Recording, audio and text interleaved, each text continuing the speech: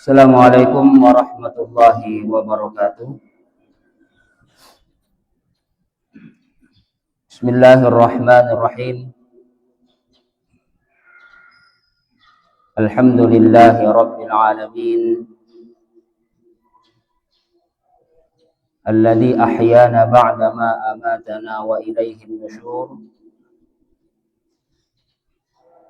Ashhadu an la ilaha illallah wahdahu la syarika lah. Wa ashhadu anna sayyidana Muhammadan abduhu wa rasuluhu la nabiyya ba'dah. Allahumma salli wa sallim wa barik ala sayyidina Muhammadin wa ala alihi wa ashabihi ajma'in, amma ba'du. Subhanaka la ilma lana illa ma 'allamtana innaka antal alimul hakim. Rabbi shrah li sadri wa yassir li amri wahlul 'uqdatam min lisani yafqahu qawli. Rabbi zidna ilman warzuqna fahman. Amin ya rabbal alamin. Qala Allah ta'ala fi kitabihil karim, a'udzu billahi minasy syaithanir rajim. Bismillahirrahmanirrahim. Iyyaka na'budu wa iyyaka nasta'in. Shadaqallahul azim. Jamaah subuh yang insyaallah dirahmati dan dimuliakan oleh Allah Subhanahu wa ta'ala.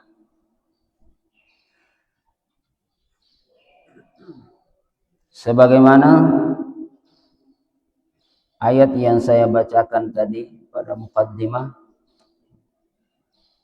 ayat ini adalah ayat yang masyhur yang selalu kita baca pada saat kita melaksanakan salat 5 waktu khususnya, di mana Allah Subhanahu wa ta'ala berfirman, iyyaka na'budu wa iyyaka nasta'in. Hanya kepada Engkaulah ya Allah kami menyembah, dan hanya kepada Engkaulah kami memohon pertolongan.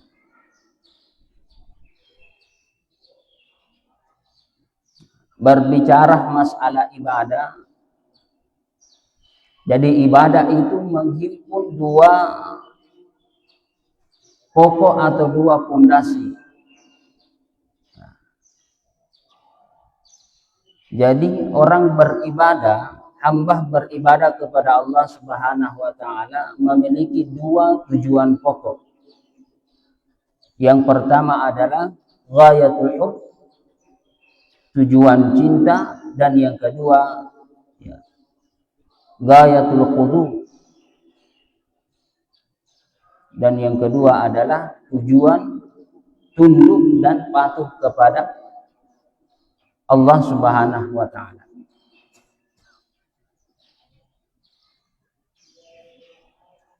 Ya. Jadi ta'abbud itu artinya al-khudu, tunduk. Kalau seseorang menyatakan bahwa dia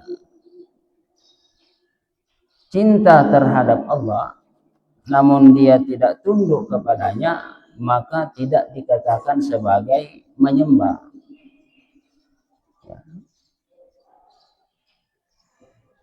Nah, kalaupun dia menyatakan patuh kepada Allah, tunduk kepada Allah, tapi dia tidak mencintainya, berarti juga belum bisa dikatakan sebagai menyembah. Ini pentingnya kita memahami bahwa Allah tidak serta-merta saja mengatakan wa ma khalaqtul jinna wal insa illa liya'budun.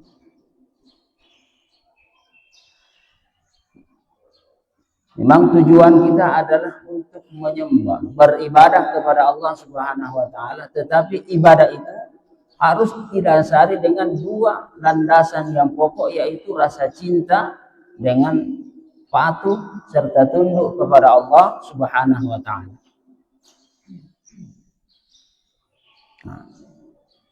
Dalam tafsir Ibnu Al-Qayyim di sini dijelaskan bahwa kenapa ibadah didahulukan daripada isti'anah.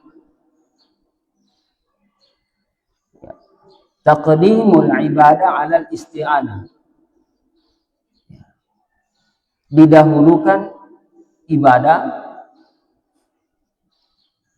daripada meminta pertolongan. Dalam hal ini dijelaskan oleh Ibnu Al-Qayyim Al-Jauziyah di dalam tafsirnya, Tafsir Al-Qayyim. Beliau mengatakan bahwa taqdimul ibadah 'alal isti'anah fil Fatihati min bab taqdimil ghayat 'alal wasail. Ya. Jadi didahulukan beribadah dibandingkan dengan meminta pertolongan karena ibadah itu adalah merupakan gayah, tujuan. Gayatul ibad, tujuan seorang hamba allati khuliqu laha. Jadi ibadah itu adalah tujuan hamba sehingga hamba itu diciptakan. Sedangkan al-isti'anah, meminta pertolongan, wasilatun ilaiha, adalah sarana untuk melakukan ibadah. Jadi didahulukan ibadah, baru meminta kepada Allah. Jadi tidak boleh dibalik. Jangan minta dulu baru beribadah. Tetapi beribadah dulu, abdikan diri dulu, baru meminta kepada Allah Subhanahu wa ta'ala.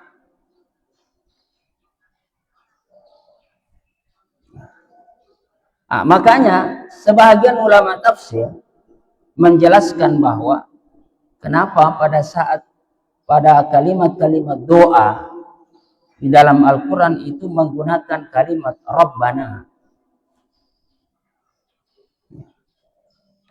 Nah, ini menandakan bahwa Rabbana itu maknanya mendekatlah dulu engkau kepada Allah Subhanahu wa ta'ala, ya, baru meminta kepadanya. Itu sebahagian penjelasan ulama kenapa kalimat-kalimat yang mengandung unsur doa di dalam Al-Quran itu dimulai dengan Rabbana. Artinya apa? Ya, kalau kalian ingin meminta, memohon kepada Allah, maka mendekatlah terlebih dahulu. Ya.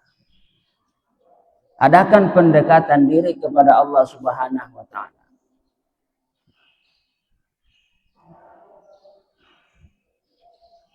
Sehingga di dalam surah Al-Fatihah didahulukan ibadah daripada meminta pertolongan, karena ibadah adalah merupakan tujuan kita hadir di muka bumi ini, sedangkan isti'anah, pertolongan, meminta pertolongan adalah merupakan wasilah, sarana untuk melakukan ibadah kepada Allah Subhanahu wa ta'ala. Sehingga perkataan orang-orang ahli tasawuf, matlabul arifin, permintaan orang-orang yang sudah mencapai tingkat mengenal Tuhannya. Ya, ini permintaan, permohonan orang-orang yang sudah sampai kepada tingkat mengenal Tuhannya. As-sidqu fil ubudiyah, jujur di dalam beribadah kepada Allah Subhanahu wa ta'ala. Jujur di dalam melaksanakan tugas utama kita sebagai hamba, yaitu beribadah. As-sidqu fil ubudiyah. Ini penting karena banyak di antara hamba-hamba Allah beribadah tetapi tidak jujur.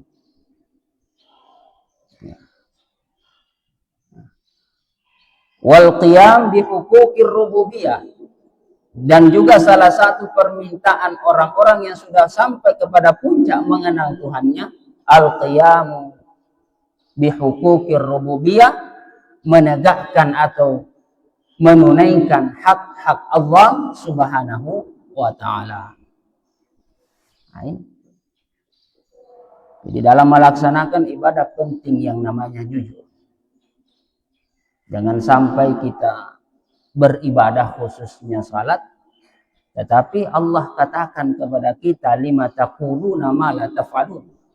Jadi ayat ini bukan hanya tertuju kepada para mubalik yang mengatakan kebenaran tapi tidak melakukan. Tetapi ini juga menurut sebagian ulama, khususnya ulama ahli akhlak, beliau mengatakan bahwa Allah mengatakan lima taquluna ma la taf'alun. Engkau katakan di dalam ibadahmu Allahu Akbar, tetapi pada saat pelaksanaannya masih ada yang lebih besar daripada Allah. Hartamu masih besar daripada Allah. Jabatanmu masih besar dibandingkan Allah. Anak-anakmu masih besar dibandingkan Allah. Lima taquluna ma la taf'alun. Kenapa engkau mengatakan Allah Maha Besar, tetapi padahal hatimu masih menduakan Allah Subhanahu wa taala. Nah, ini berarti kita tidak jujur di dalam beribadah. Ya, kita belum bisa jujur di dalam beribadah. As-sidqu fil ubudiyah. Bagaimana kita bisa menegakkan hak-hak Allah Subhanahu wa taala kalau kita sendiri tidak jujur di dalam melaksanakan ibadah kepada Allah Subhanahu wa taala.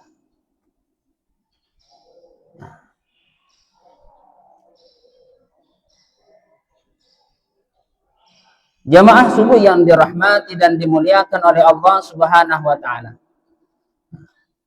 Sehingga di sini dijelaskan bahwa orang yang jujur beribadah, mengabdikan dirinya kepada Allah Subhanahu wa taala, berarti ketaatannya kepada Allah Subhanahu wa taala adalah merupakan rahmat dan anugerah, karunia dari Allah Subhanahu wa taala. Artinya apa? Dia melakukan ibadah, melakukan ketaatan bukan karena kekuatannya, bukan karena ilmunya, bukan karena keinginannya yang tinggi, melainkan hanyalah karunia dan rahmat dari Allah Subhanahu wa taala.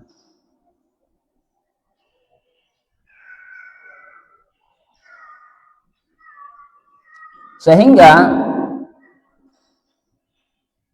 Ibnu Athaillah As-Sakandari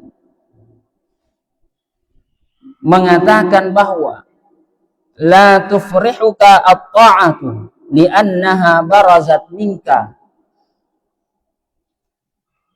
Ya. Janganlah karena ketaatanmu kepada Allah Subhanahu wa taala membuatmu gembira, membuatmu senang karena engkau mampu melaksanakannya. Bahasa sederhananya, jangan dulu senang karena subuh ini kita melaksanakan salat subuh berjamaah. Jangan dulu merasa bangga karena masih bisa berjamaah salat subuh berjamaah di masjid ini.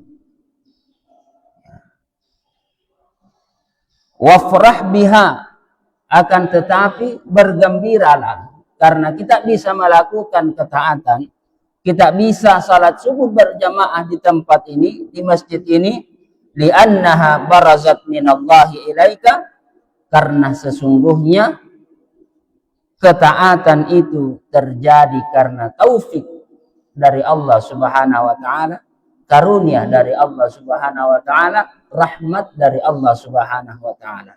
Qul bi fadlillahi wa bi rahmatihi fabidzalika falyafrahu. Katakanlah, dengan rahmat dan karunia Allah Subhanahu wa taala hendaklah dengan itu kalian bergembira. Nah, ini. Jadi kebahagiaan seorang muslim itu ada dua.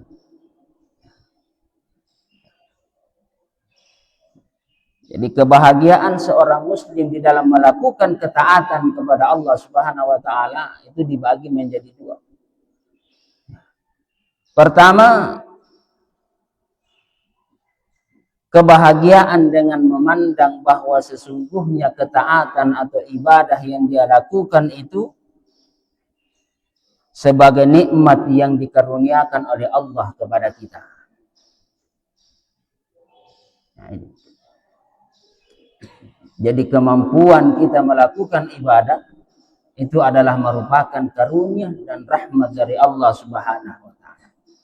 Sehingga dalam hal ini dijelaskan bahwa orang-orang yang merasa bahwa karena ilmunya lah, karena kemampuannya lah, karena keinginannya yang kuat sehingga dia bisa melakukan ketaatan dengan baik, maka itu dianggap dengan ujub.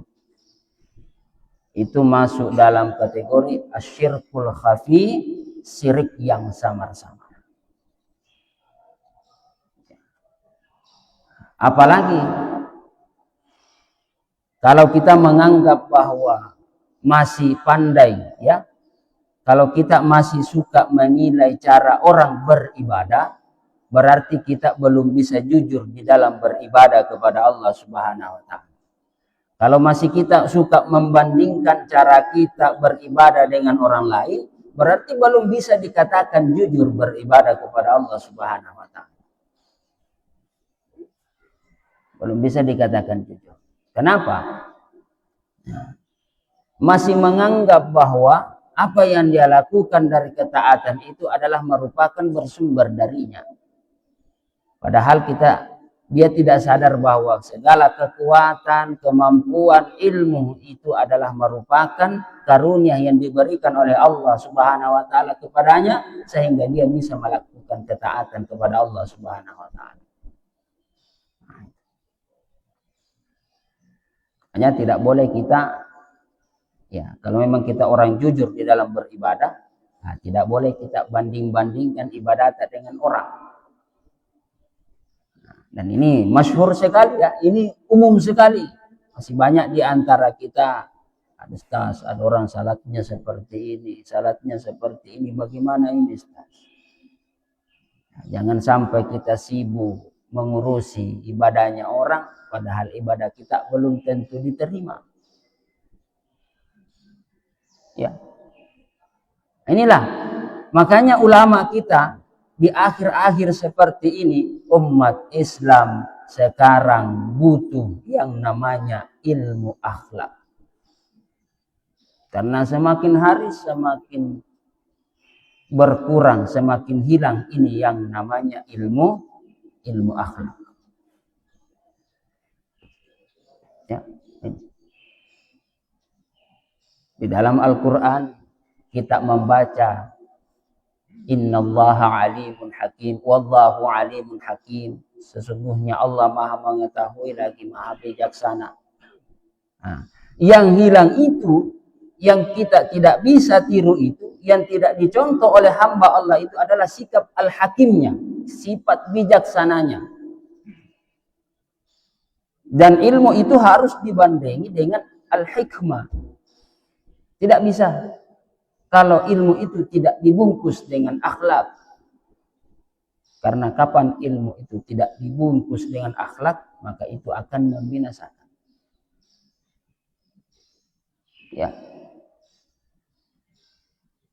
Kalau ilmu itu tidak dibungkus dengan akhlak, maka semua orang akan bisa berceramah, semua orang akan bisa berkhutbah.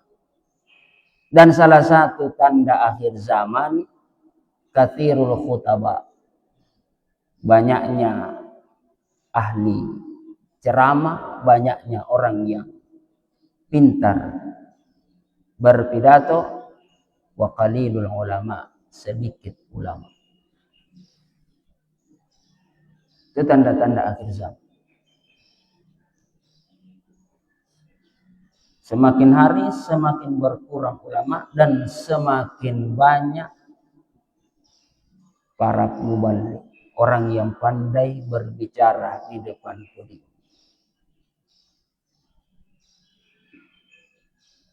Ya. Ini penting sekali. Ulama kita dahulu butuh belajar selama 20 tahun untuk berbicara 20 menit di hadapan jamaah. Tapi sekarang cukup belajar 20 menit secara otodidak sudah bisa berbicara di depan para jamaah.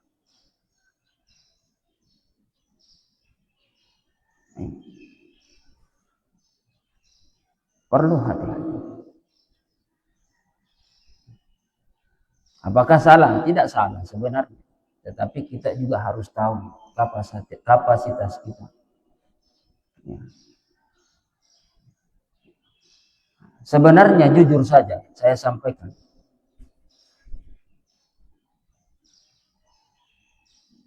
Ramadan tahun lalu, Idul Fitri tahun lalu itu membuat saya merasa bersedih. Kenapa? Begini, masih banyak di antara kita masyarakat yang belum terlalu bagaimana pemahaman agamanya. Datang kita bikin bingung masyarakat. Yang terjadi apa? Pada saat penetapan Idul Fitri, masyarakat yang dahulunya ikut pemerintah, Idul Fitrinya ikut yang lebih cepat.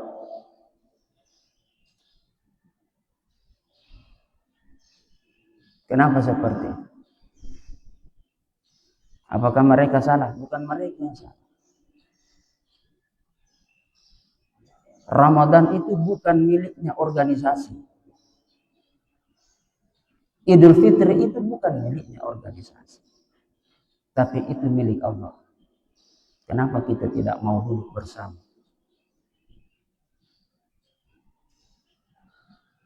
Kita ribut. Masalah perbedaan awal puasa, awal lebaran yang rusak masyarakat kita. Ini bagian daripada at-tala'ubu fiddin, mempermainkan agama. Masyarakat masa bodoh.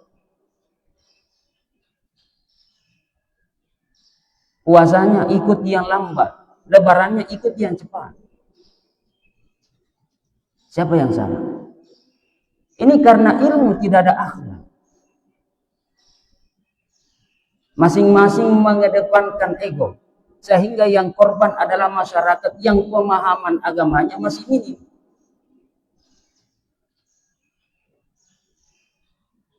Kemudian juga ini. Yang sering dan yang selalu dipertanyakan masyarakat adalah waktu imsak dan waktu berbuka puasa. Ini tiap tahun dipertanyakan. Tas di tempat saya sudah imsak. Pas saya ke kota masih ada yang belum azan. Yang mana saya ikuti? Begitupun sebaliknya. Di kota sudah azan. Di tempat saya belum azan maghrib. Mana saya ikuti? Padahal ini sudah berkali-kali saya sampaikan. Seharusnya kita duduk bersama. Diundang semua pengurus masjid. Khusus untuk bulan suci Ramadan itu diatur jadwal. Dan itu yang diikuti. Supaya masyarakat tidak bingung.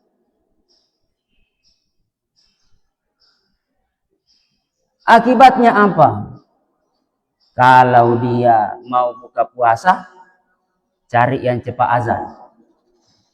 Kalau mau imsak, cari yang lambat azan. Ini bagian daripada at-tala'ubu fiddin, mempermainkan agama. Ini sudah masuk dalam kategori mempermainkan agama. Terus di mana kedudukan kita sebagai orang-orang yang berilmu? Orang-orang berilmu ada, tetapi masih mendahulukan egonya. Masing-masing ingin menang sendiri, sehingga yang rusak itu adalah masyarakat kita.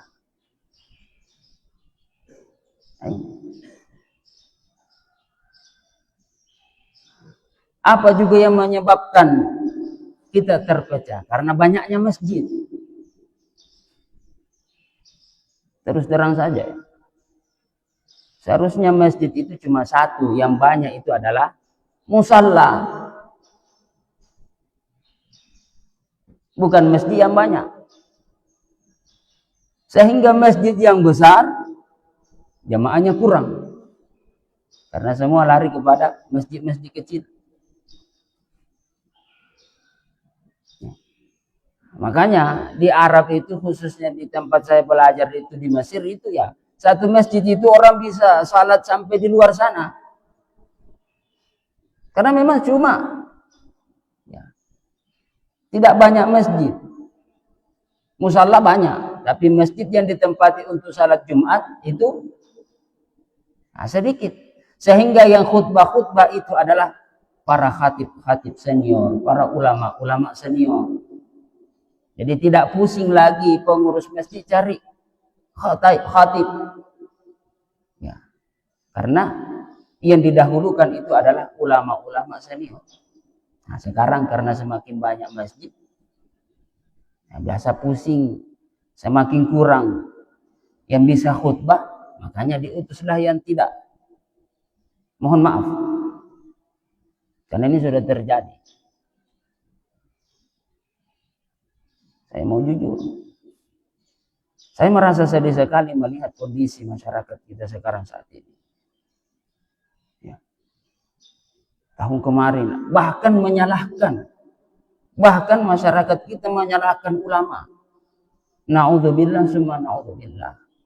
Padahal kita ketahui al ulama warasatul anbiya, ulama itu adalah pewaris nabi. Kalau kita tidak percaya kepada ulama, otomatis kita tidak percaya kepada nabi. Apa salahnya percaya kepada ulama? Ya.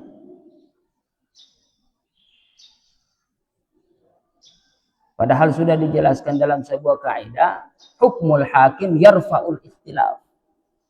Keputusan pemerintah, keputusan hakim itu menghilangkan perbedaan.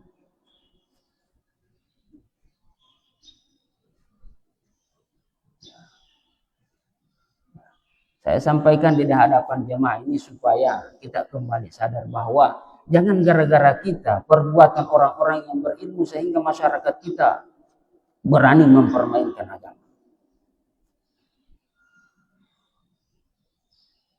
Ini hilangnya sifat ihtiyat, sifatnya hilangnya sifat warak di dalam melakukan ibadah, ketaatan kepada Allah Subhanahu wa taala. Jadi kita ini sebenarnya masih beribadah bukan karena Allah, tapi masih beribadah karena dorongan hawa nafsu. Jujur saja, kita ini masih beribadah karena dorongan hawa nafsu. Masing-masing ingin benar. Kita belum bisa jujur dalam melakukan ketaatan kepada Allah Subhanahu wa taala.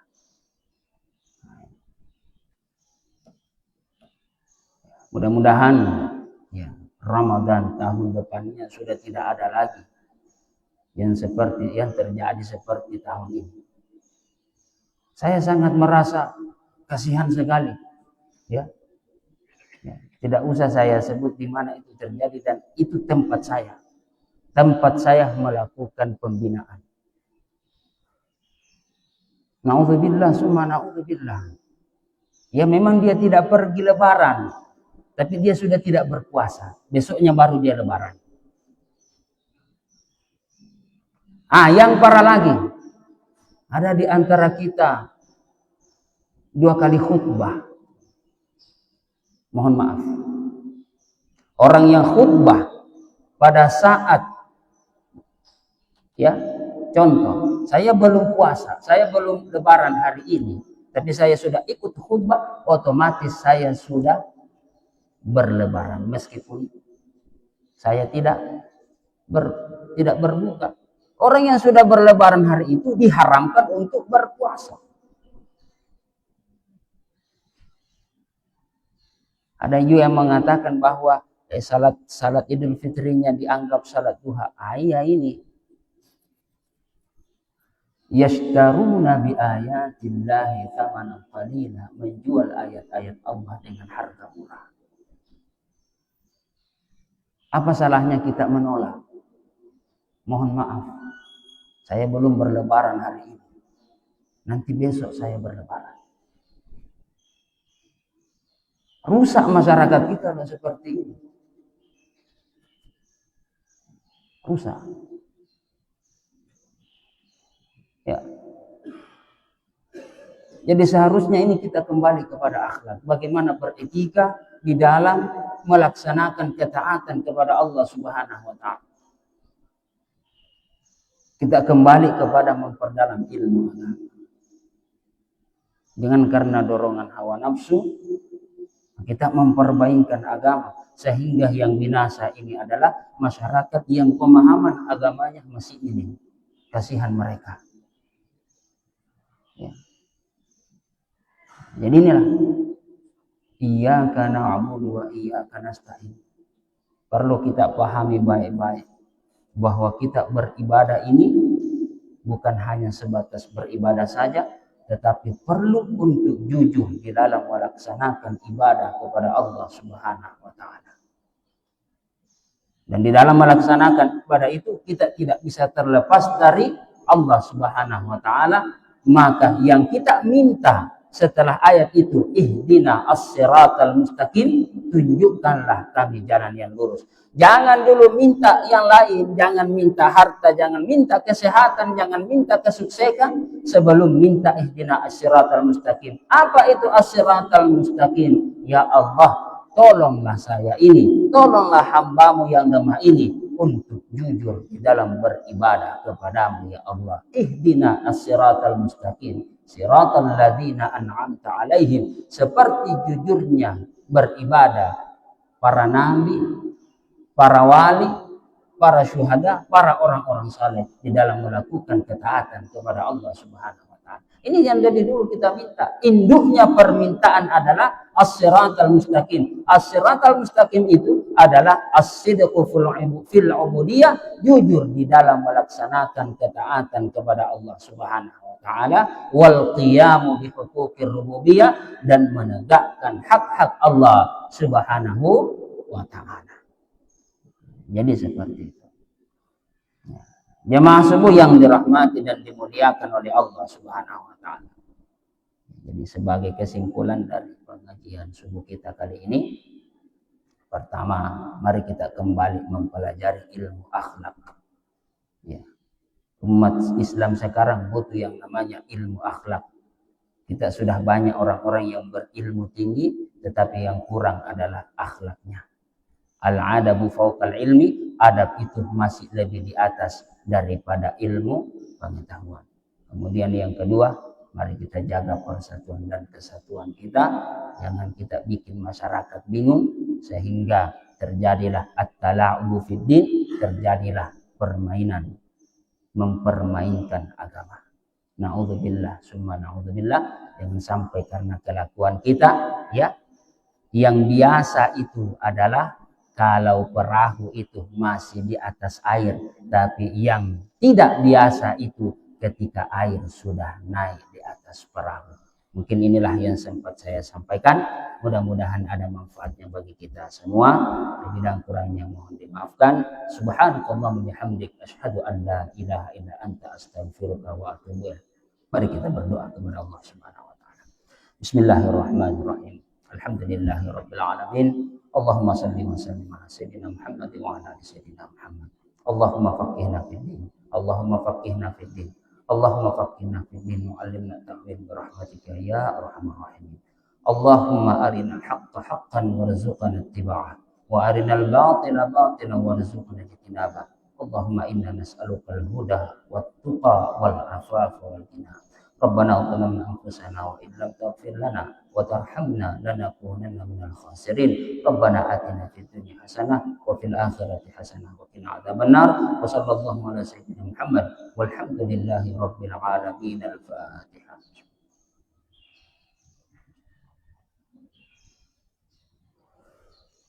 Wabillahi taufiq wal hidayah. Wassalamualaikum warahmatullahi wabarakatuh.